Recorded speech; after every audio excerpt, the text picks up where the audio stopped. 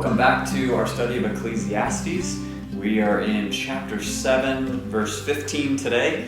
It's been a few weeks since we've been at this, so maybe a little bit of review from last week would be helpful as we turned the corner in the middle point of the book. And last week we're kind of looking at now wisdom practically applied in our lives. And so last week we looked at, the proposition was that wise people embrace the reality of Hevel and live consistently even when Hevel comes to them. Living this way protects you from folly and false expectations. It informs you of your inability to avoid or to set Hevel straight, and prepares you for difficult days as well as days of delight.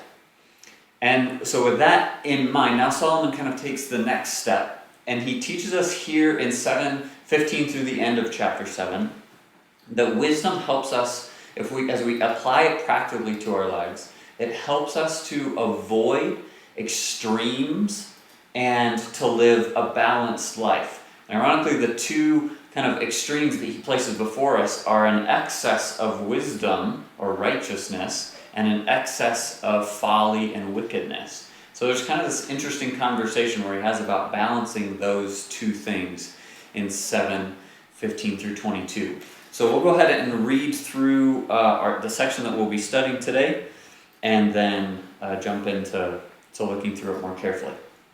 So he says, "In my vain life I have seen everything. There is a righteous man who perishes in his righteousness, and there is a wicked man who prolongs his life in his evil doing. Be not overly righteous, and do not make yourself too wise. Why should you destroy yourself? Be not overly wicked, neither be a fool. Why should you die before your time? It is good that you should take hold of this, and from that withhold not your hand, for the one who fears God shall come out from both of them. Wisdom gives strength to the wise man, more than 10 rulers who are in a city. Surely there is not a righteous man on earth who does good and never sins. Do not take to heart all the things that people say, lest you hear your servant cursing you. Your heart knows that many times you yourself have cursed others. All this I have tested by wisdom.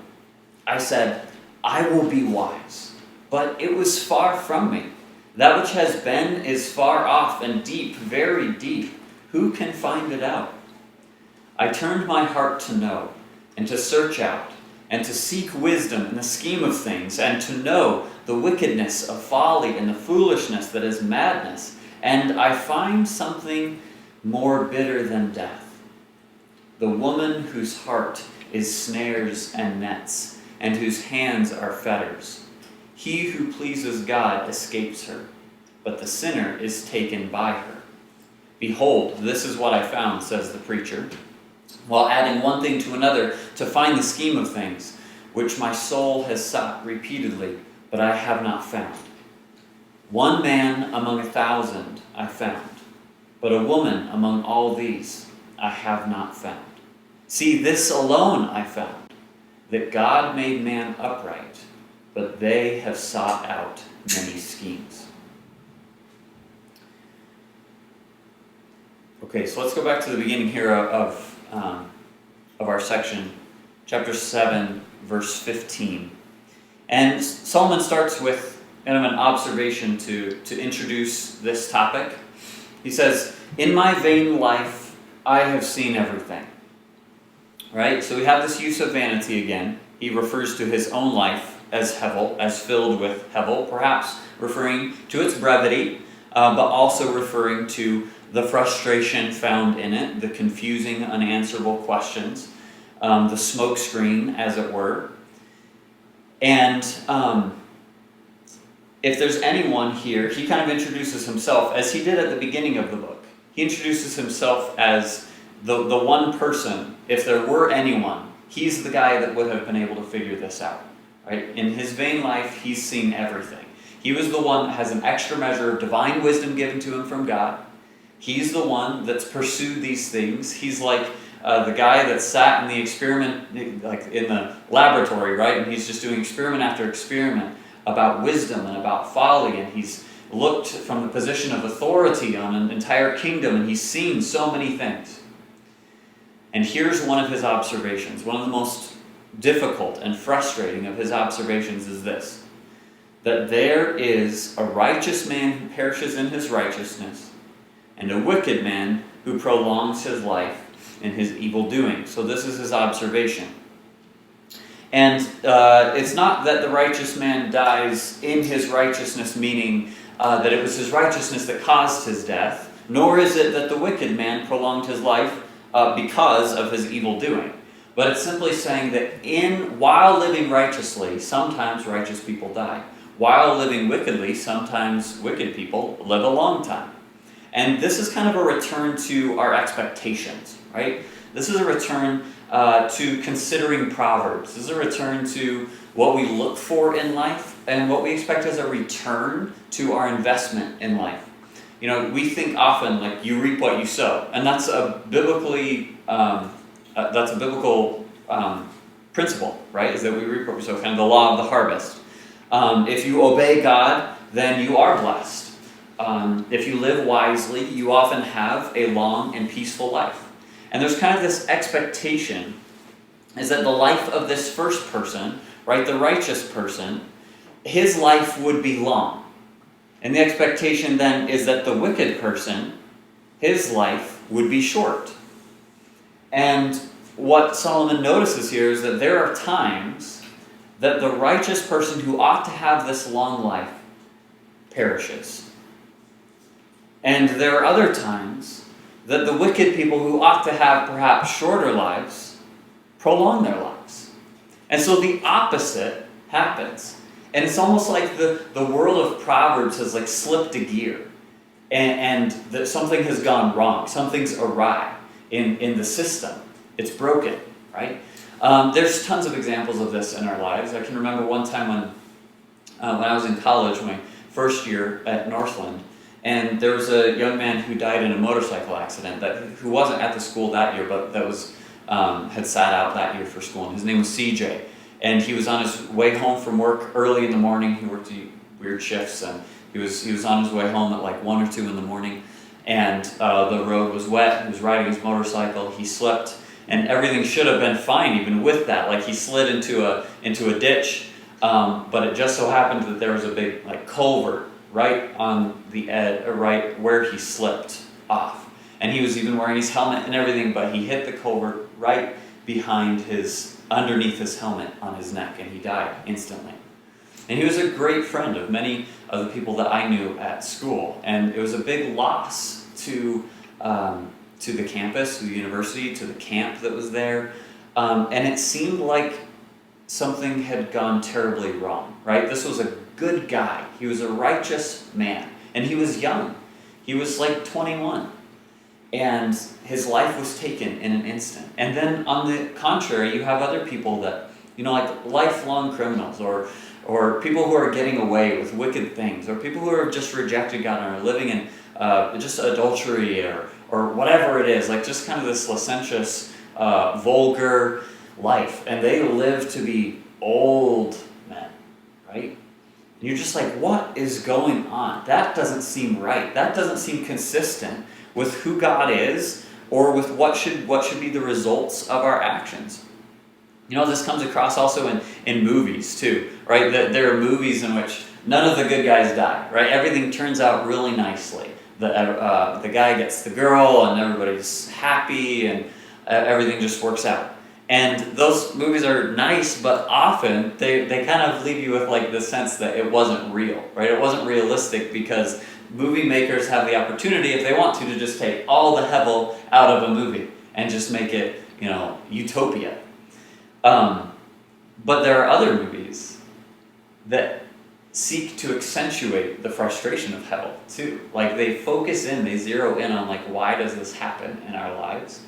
So we just see, like, we've observed it. We know that this is true. Psalm 73 says, "Such are the wicked, always at ease. They increase in riches. All in vain. I have kept my heart clean and washed my hands in innocence.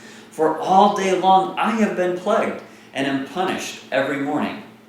So you see, like, even the psalmist expressing frustration that sometimes this is the way that it looks. Sometimes it's the righteous man who perishes and the wicked man who prolongs his life.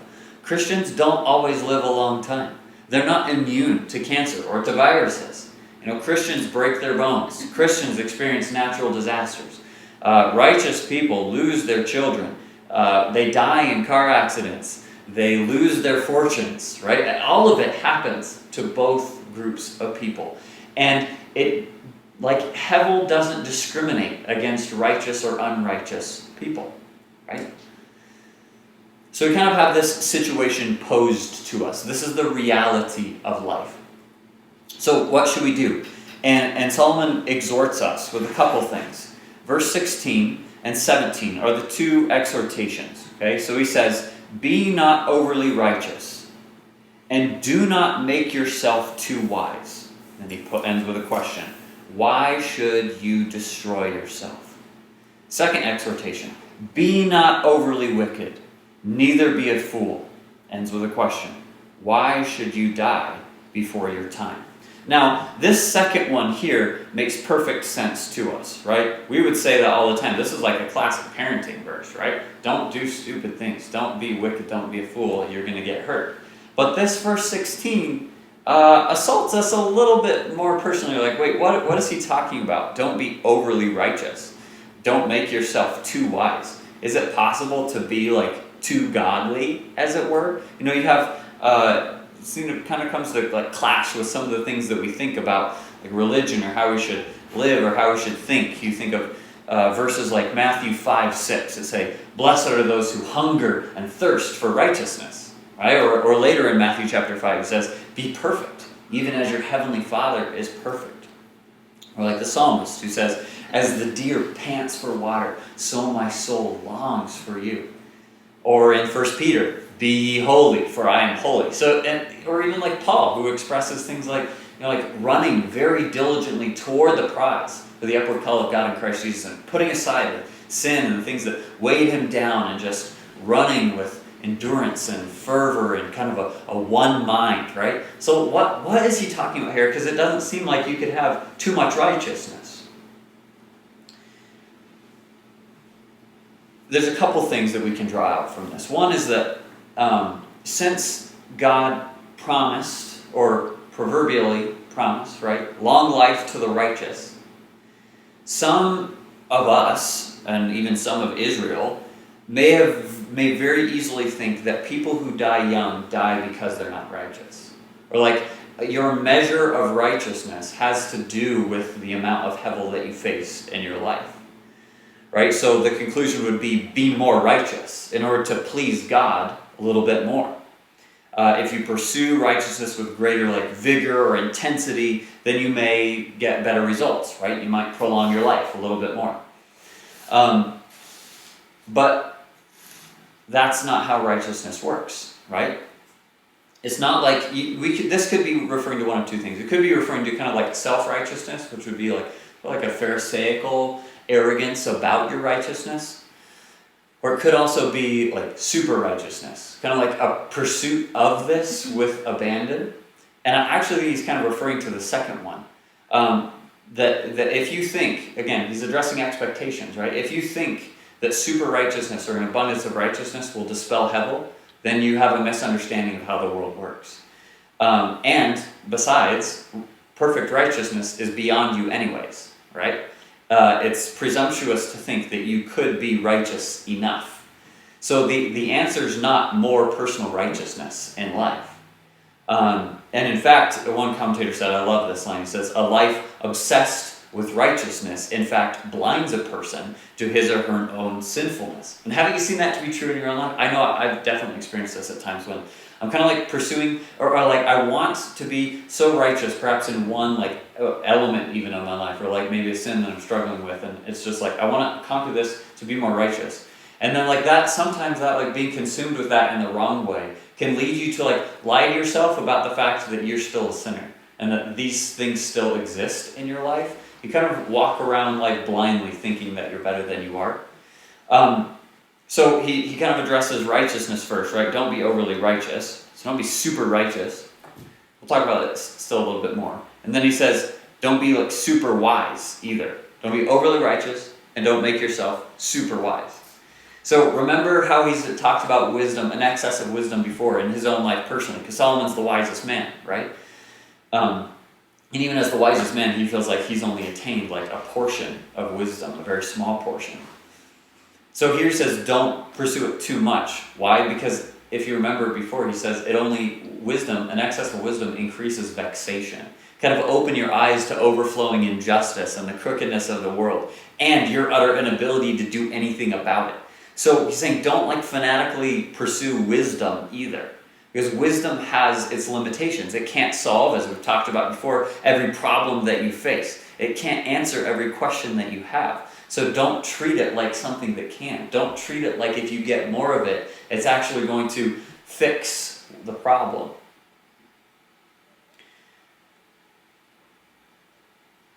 So people who live super righteous, super wise lives, he poses this question, right? Why should you destroy yourself? They're on this dangerous path of their expectation for the way that they're living to apply what comes to them. And this destruction here, this may be destruction that definitely works as within the semantic range of the word, but it could also be translated like shocked or like dumbfounded, just like really surprised, and in a bad way. And it could be referring to that as well. Like, why would you just shock your system with the fact that your reality isn't reality? What you're pursuing really isn't real. It's not going to have the desired fruit in your life that you're investing, or that you're hoping to receive from your investment. So that's kind of verse 16. And then verse 17, again, is a little bit easier for us because we think this way more naturally. If you're someone that fears God, loves the Bible, or you're kind of like a Christian in the way that you live, then this makes sense, right? He also says on the other side of the ditch, don't be overly wicked. Neither be a fool. So wickedness and folly are kind of the two things that we're to avoid on this other side of the ditch. So what he's not saying here, perhaps this word is the trick here, is overly, right? He's not saying that simply being just a little bit wicked is okay, but being a lot bit wicked is really bad, right? So you kind of moderate. It's almost like a diet, right? You just need a little bit of righteousness and a little bit of wickedness and make sure that you're balanced. It's not what he's saying at all. But what this does acknowledge is that we are wicked, right? That by nature we were broken, right? But even though that is something that characterizes us, it's not something that we should run to as a solution. Especially, you see this most often, I think, once people have turned away from the first. Once they see that righteousness doesn't work the way they want it to, once they see that living a life for God doesn't work the way that they want it to, then they turn and live for something else, right? So some people just kind of run this way to escape hevel. And it doesn't work either. But since righteousness and wisdom can't save me, why not just say, well, screw it. I'll live how I want, right? I'll do what I want to do. I'll just live this way instead. If I'm going to die, if I'm going to get, be in a car crash, if I'm going to get cancer, if I'm just going to die anyways, why not live this way? I may as well have fun and kind of live my life the way I want to. Instead of living this, pretend, playing pretend that this good life is going to protect me, because it's not. So I think he's just encouraging, don't run the other way in frustration with the inability of wisdom to solve your problems, because sin puts you here, you can kind of see at the end, this question that he poses, sin puts you on this fast track to death and destruction yourself. So here's kind of he's going to wrap up 16 and 17 in 18 as kind of a conclusion. He says, it is good, there's our word tov, right, or better, as we've often seen it in comparison. It is good that you should take hold of this, and from that withhold not your hand, for the one who fears God shall come out from both of them. Okay, so what's he saying here? He's saying it's good that you should take a hold of this, and from either one of them not withhold your hand. So he's saying you need to walk into life with both verse 16 and 17 in front of you as exhortations. You need to know wickedness, and you need to know righteousness, both. And again, he's not saying that he's advocating for wickedness, but understanding that the extreme in either direction is not a good way to live. The only way to live is in the middle. And remember, he's not really talking about balancing your actions. It's not like a healthy diet of righteousness and wickedness makes for a balanced life. He's actually saying that his argument itself is pursuing life beyond hevel. Right? He's saying, how do I avoid this? How do I get away from it? How do I not make verse 15 happen to me? Like when the Proverbs seem like they're broken, how do I avoid a broken proverbial life? Well, neither righteousness nor wickedness are going to help you get out from under that. So, how do we walk this road between the two like kind of pits of error on either side, right? How do we live this balanced life? And what he says is, you have to live, the only way to live this way is by fearing God. Now, it kind of seems like a unique or weird thing to bring right into the middle of this, is that if you're going to keep both in hand, then it's only by fearing God that you're going to avoid either one of these pitfalls. But it's actually a really beautiful, fascinating thing that he brings out here. The fear of God actually has everything to do with living a balanced life of wisdom. That's like the key to understanding what's going on here. Because if you think about a life that cares little or none for the fear of God, then you don't have someone, like if you have someone then that doesn't believe in God or has rejected him, then you don't have someone that's going to care at all about righteousness, right? They might care for good moral things and have expectations for it, but it won't fulfill their expectations. And then you have other people that walk away from that kind of moral living, and they walk toward just like, well, I'll live how I want to live. And they also have avoided living wisely because ultimately of a rejection of the fear of God. The only way between these two is a respect and fear for who God is, as we've seen in chapter 3, because he's sovereign, we should fear him. And here, because he actually is the source of wisdom and knows it more than any of us ever could. Like even though, again, the wisest man that ever lived only knew a small portion of the whole of wisdom. And that comes out especially in the second half of the passage this morning. So, or tonight if you're watching on Wednesday. But the one who fears God is the only one that's going to be able to come to live a healthy and balanced life. So then he kind of, it's not exactly a transition, but 19 through 22, I believe, are kind of some proverbs about this, like proverbs about wisdom and life and how we should live and even our sin and how we should treat other people in their sin. So in verse 19 he says, wisdom gives strength to the wise man more than 10 rulers who are in a city. So essentially what we have here is that wisdom is better than strength. Wisdom is better than strength. And this, we're not going to touch too long on this simply because it comes through very clearly, and we'll actually have like a full lesson on this later. Because in chapter 9, he really talks about like the fact that wisdom is better than might. So it's like if like this evil genie came to you and was like, which one would you rather me take, your wisdom or your strength? I think especially for young people perhaps, it might be a tendency to just like, well, take wisdom because strength is awesome. But he's saying here that it's actually better, wisdom is better, and that's something that you only get through a life lived well and a life that fears God. So you should say, take my strength rather than my wisdom. Because even though wisdom is not like maybe as flashy or as fun, it's more valuable. So that's kind of what he's saying in verse 19, and again, we'll talk about that more in the coming weeks. But then verse 20 through 22 is this really, really cool little text that kind of, it attacks us on some ways that maybe we're not very careful sometimes. He says, surely there is not a righteous man on earth who does good and never sins. Do not take to heart all the things that people say, lest you hear your servant cursing you. Your heart knows that many times you yourself have cursed others. Okay, so he kind of starts out in verse 20, and he says, nobody's righteous, right? Surely there is not a righteous man on earth who does good and never sins. And this actually is probably where Paul is quoting in Romans 3:10, where he says that there's none that's righteous, no, not one. A lot of people refer back to Ecclesiastes 7:20 for his source text on that. Of course, it's something that we know experientially. But it's also something that's taught through Revelation too, is that there's none that are righteous, no, not one. And that leads him, that kind of helps Paul even progress in his argumentation against us and towards our condemnation and towards our need for grace and a Savior.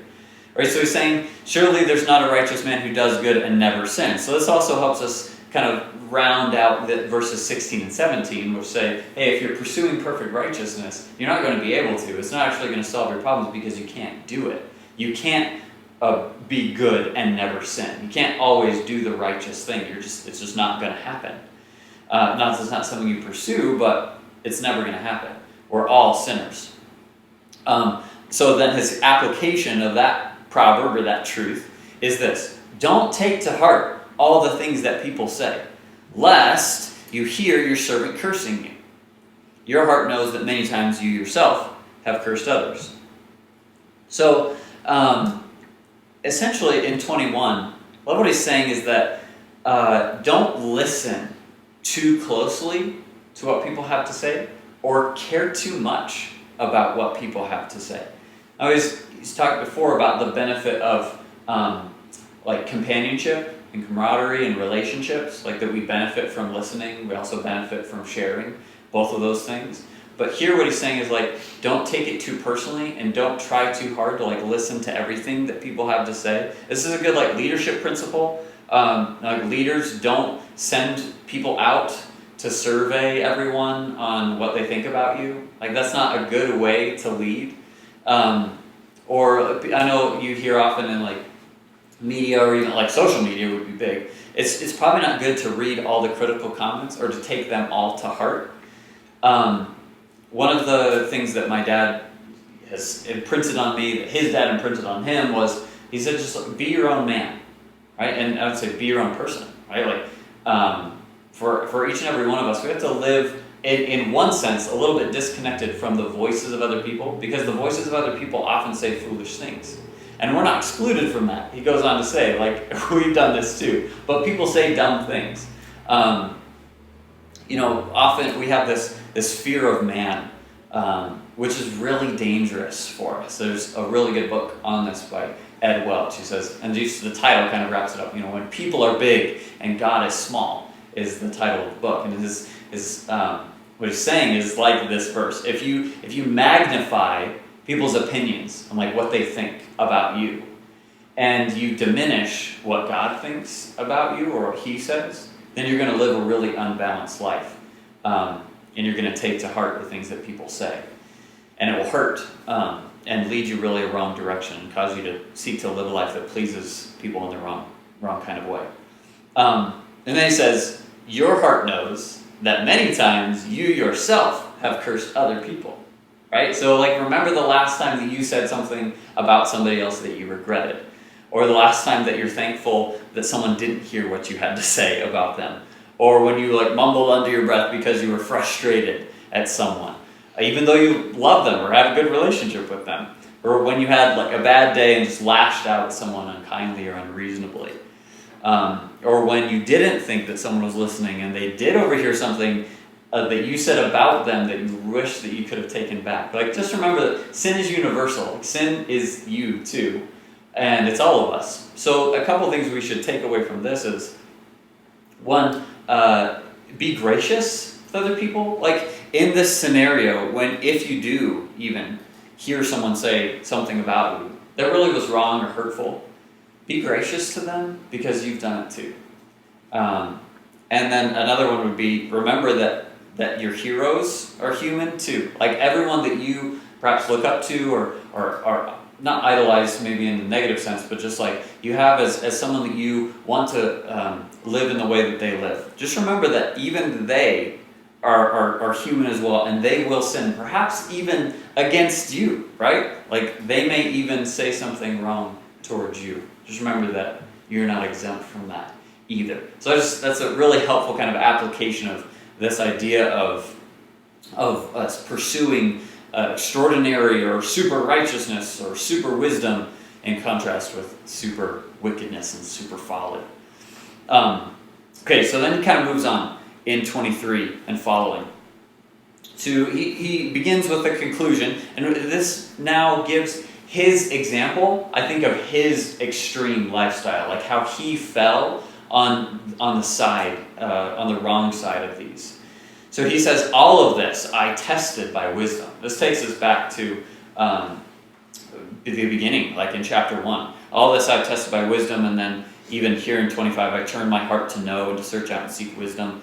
That takes us back to chapter 1, verses 16 and 17. But he says, like, all this I tested by wisdom. I said, I will be wise. Like, this is what he's pursuing. Remember? Super wisdom. He wants to be that guy. He already has a divine gift from God, but he wants even more. He wants to fully understand it. But, what? It was far from me.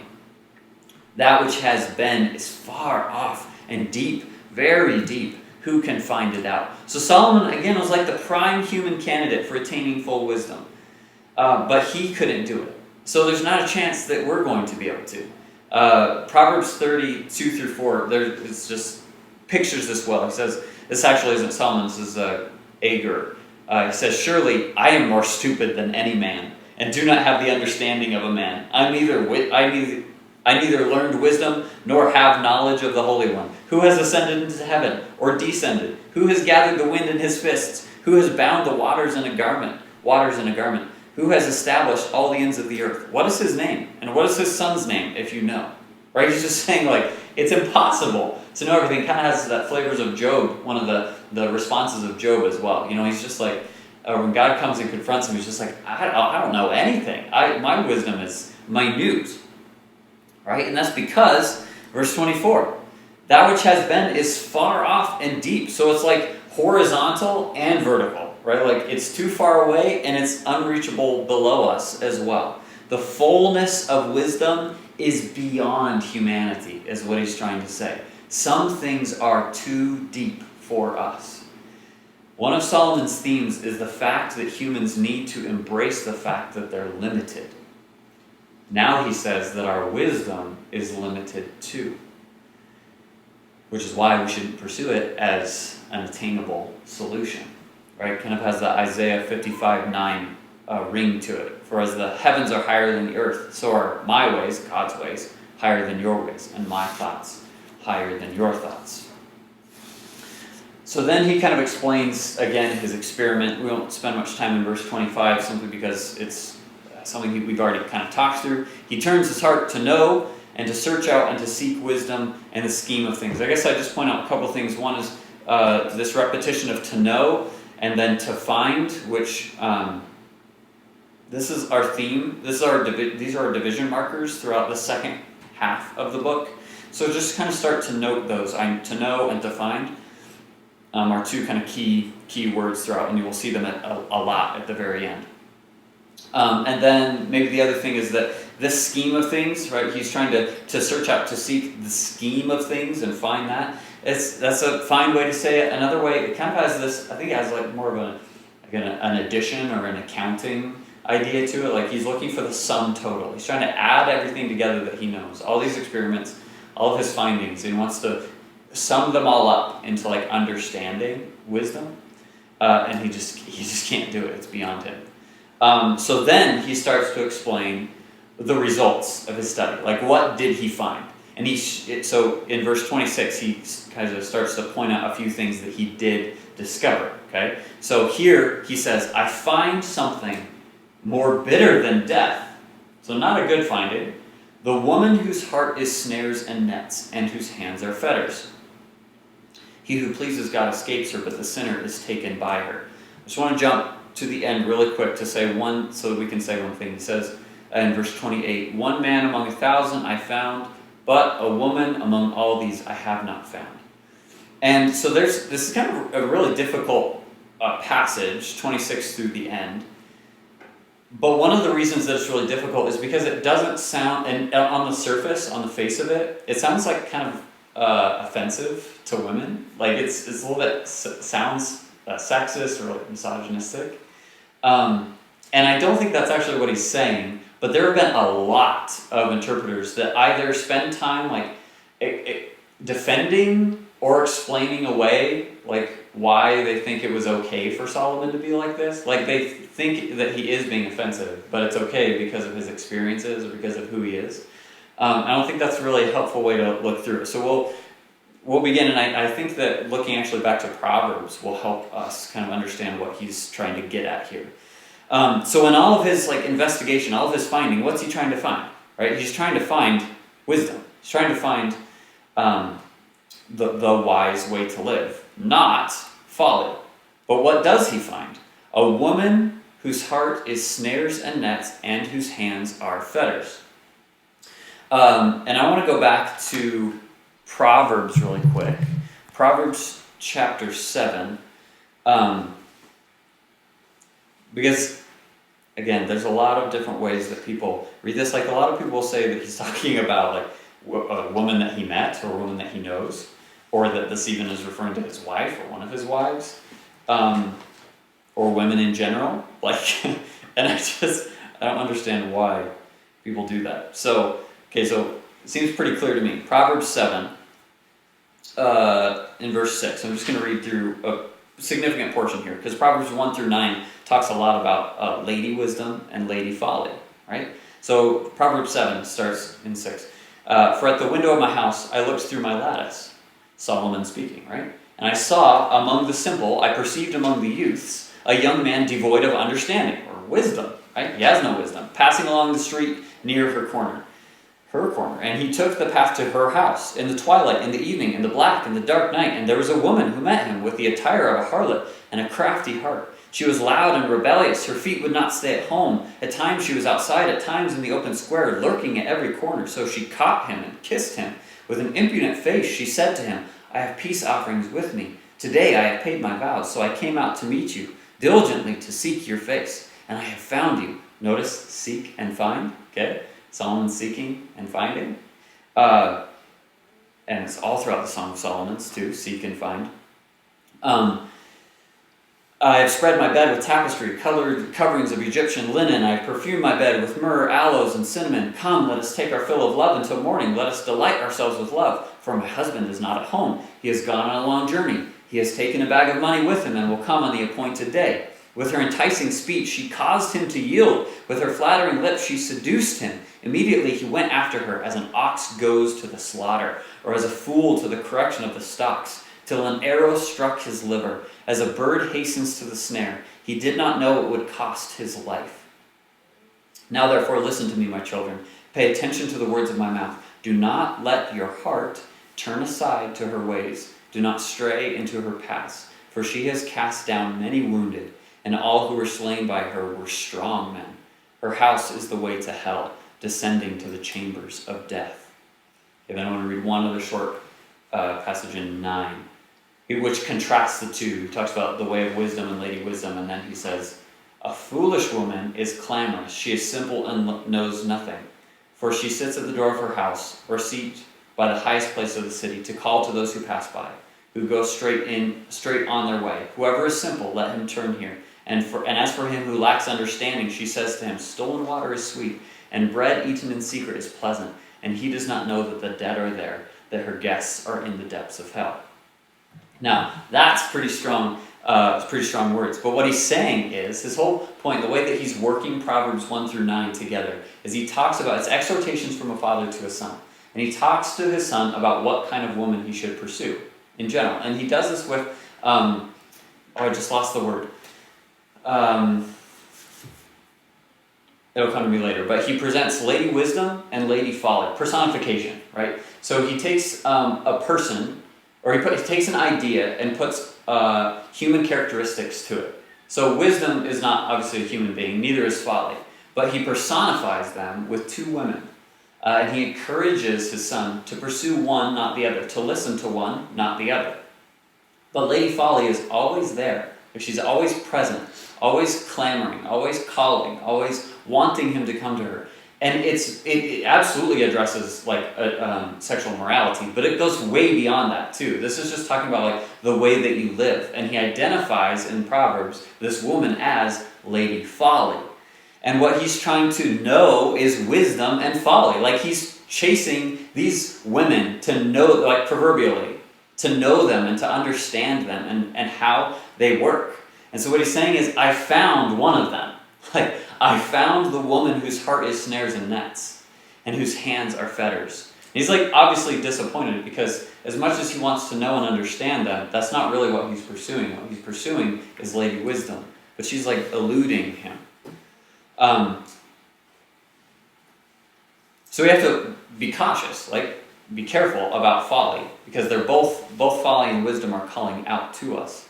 And he says that he found the one to be much more present than the other one. He who pleases God escapes her, but the sinner is taken by her. We're actually going to come back to this a little bit at the end. This is probably one of the things I'm still wrestling through the most, because if you remember back to chapter 2, we talked about this one who pleases God and the sinner.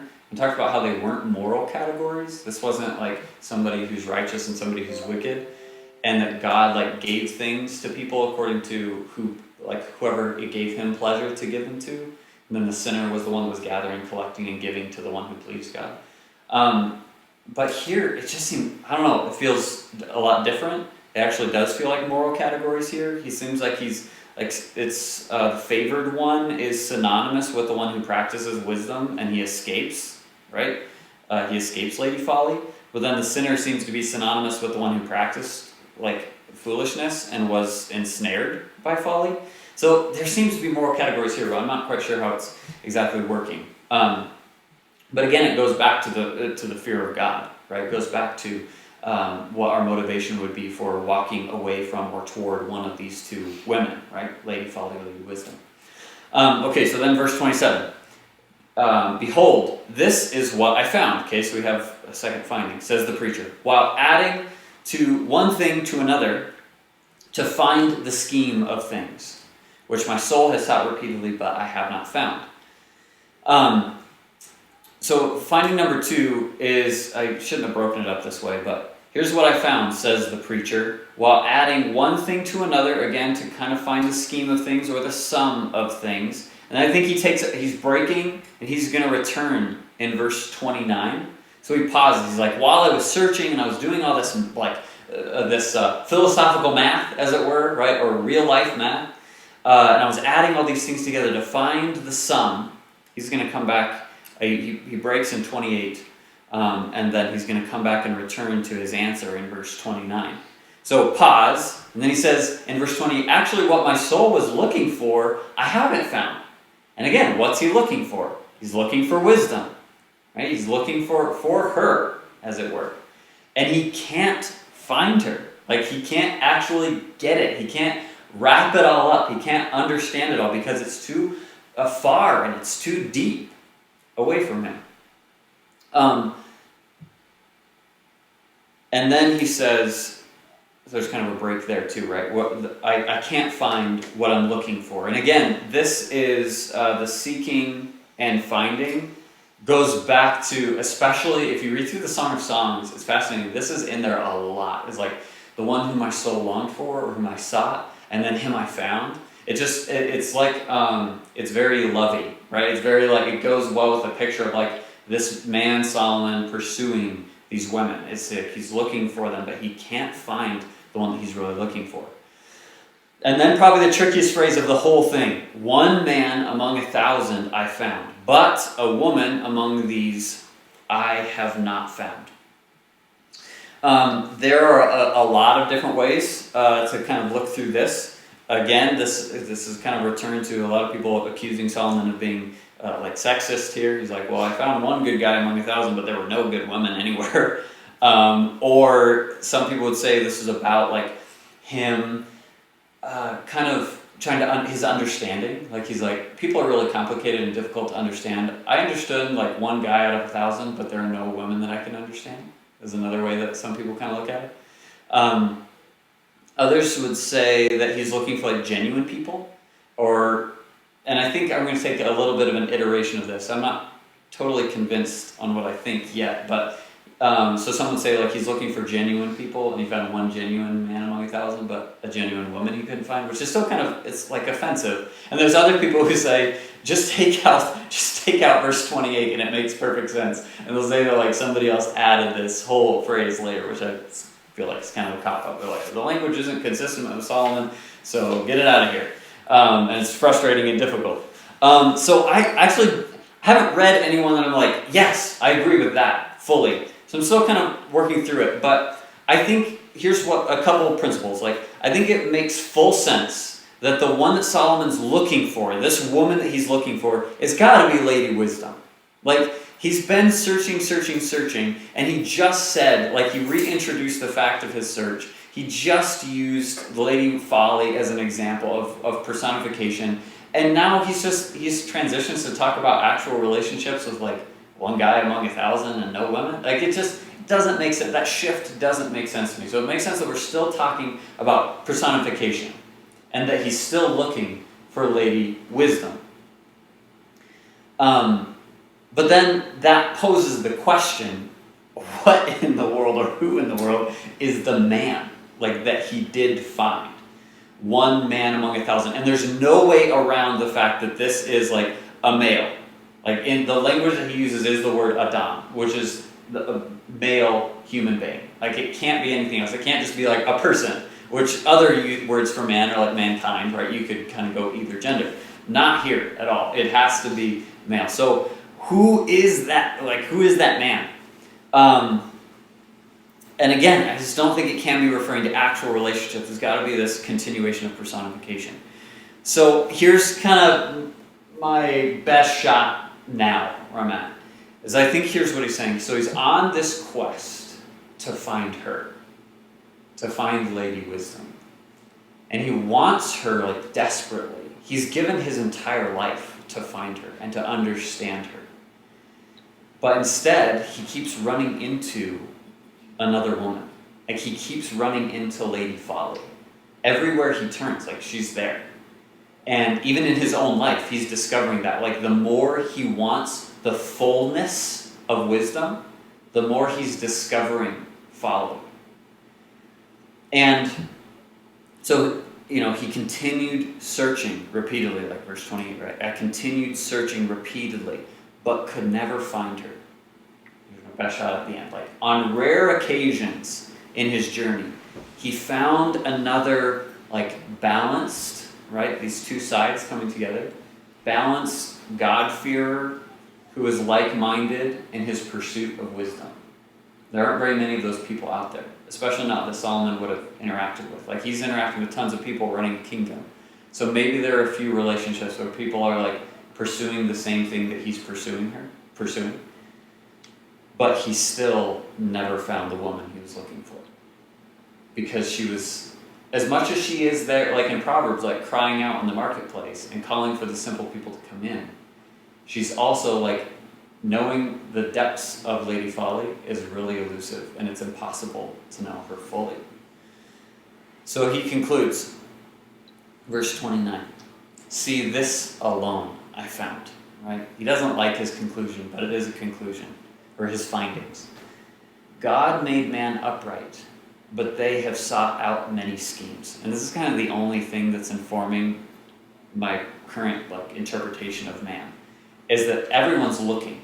Like, we know that the world's broken. It kind of takes us back to the garden, right? God's the one that humans sin, but God is the one that made it crooked, right?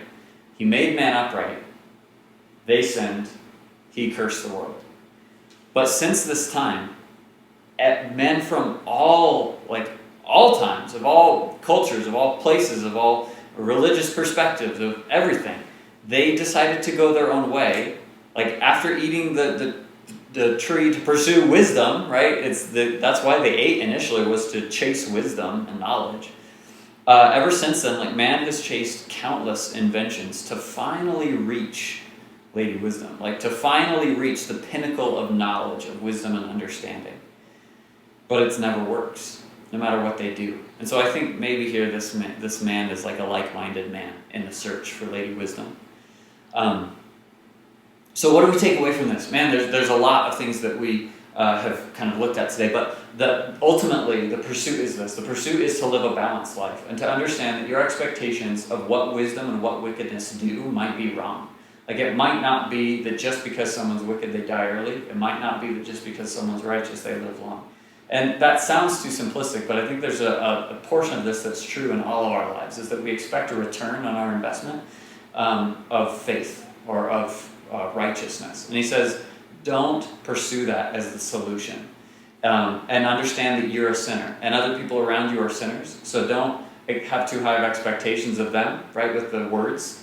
They're going to curse you, and you've probably cursed them as well. And then he gives his own personal explanation of how his journey went and how he lived an extreme lifestyle, really on both sides, as he sought to know wisdom and folly and chase them down paths. It's kind of like the truth, the end of the day, is that lady folly is everywhere. I think it's in Romans, right, that when I would do good, evil's present with me. Every time we turn to pursue righteousness and to do what's right, lady folly's always there. She's always ready. She's always welcoming and inviting. So we have to be on guard in a paradoxical world, right? To entrust ourselves first to God and to fear Him. And that's the only way that we're going to be able to walk this balanced middle life. Not trying to prolong our lives by being super righteous, nor trying to give up the Christian faith by becoming very wicked, but instead pursuing this middle path, fearing God, and trusting the measure of wisdom that we have to live wisely in this broken world.